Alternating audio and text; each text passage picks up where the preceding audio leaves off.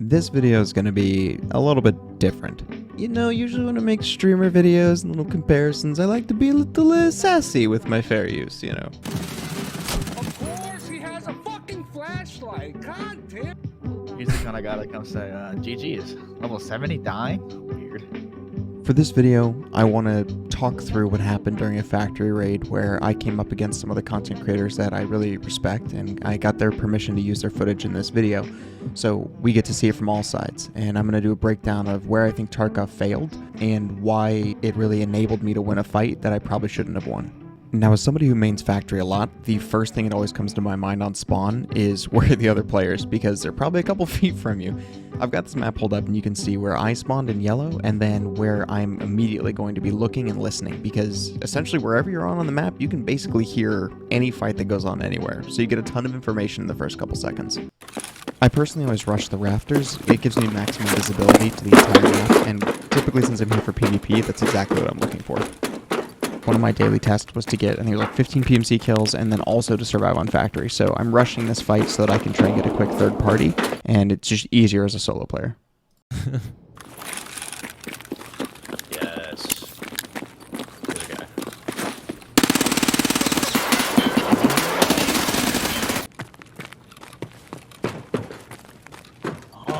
His arbor's Oh, untouched. thanks, Like, dude.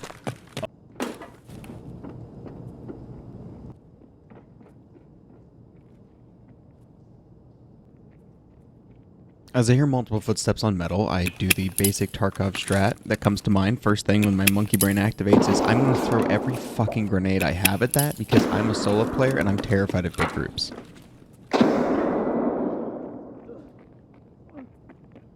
Let's pause the clip so far and take a quick look at the perception skill in Tarkov. You know what type? It's a mental skill. That's right. You play more, your brain gets bigger, your eyes get smarter, and its effects make a little bit of sense. I can see loot better, you just sniff it out, and at elite level, you get a little notification, a little bubble that really only serves to ruin a lot of screenshots. But the thing I want to focus on, you see that right there? Do you see that? You see this as the top bullet? Increases hearing distance. Okay. You know, hearing distance is not that big of a deal, right? Just 5%, maybe you get a little, maybe 10 tops. I mean, that's a lot. Oh. Well, shit. 35%? I mean, that could be a problem if there were, like, audio problems.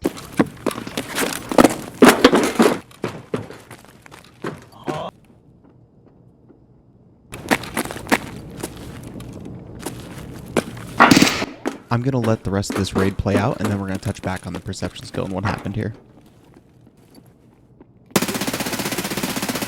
He literally pre-aimed me from like downtown out of audible range and then hit every single bullet.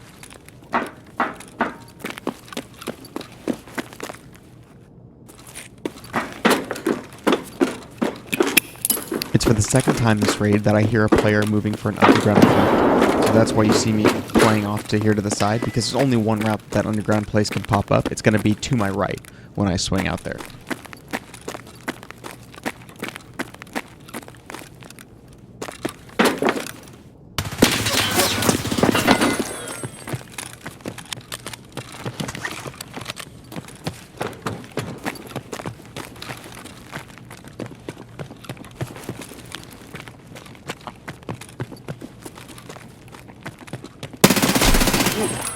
yes! The audio problems definitely shine on maps like Resort, or you look at dorms where vertical audio gets scuffed. But on Factory, you almost have the opposite, where audio is so enhanced, especially with some of these ridiculous perks, that you get essentially walls, right? So you even hear Jesse and Sealable's teammate make the call out and say, well, I was out of audible range. He literally pre-aimed me from like downtown out of audible range. After he pops out of that underground tunnel, I can hear him from the other side of the wall. I mean, what, fucking 60 feet away? That's just insane.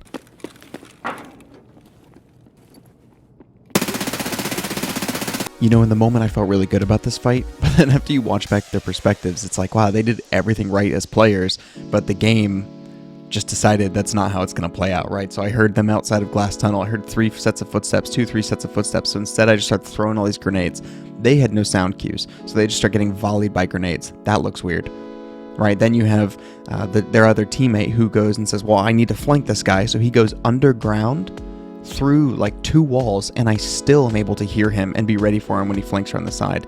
And then at the end, Sealable makes a smart decision, says, oh, I hear this guy up top in the rafters, I'm going to swing around to the side, and I'm still able to hear him through the wall and get that kill. And it's just because of the stupid skill. So there, I mean, I don't have a conclusion to this. The conclusion is just, I felt really good about something, and then I was brutally reminded after watching other people's perspectives that, like, don't blow yourself in this game. Don't suck yourself off. You don't know if you were abusing desync, jiggle peeking, you know, some unspoken, like when you sprint and flick your gun up real quick because it, like, negates the ergo, or if you're abusing a sound, a stupid mechanic like this. And I feel like at the end of the day, everything can look a little suspect. Every death in this game can look a little weird. So give people the benefit of the doubt, within reason, obviously. I'm not a labs main, so I know you monsters go through a whole nother beast. That's it. Short and sweet. I appreciate your guys' time. Thank you for the content creators for letting me use their clips so I can actually put together a video like this. I put their links in the description, all that jazz. Go check them out. Appreciate you all. Have a good one.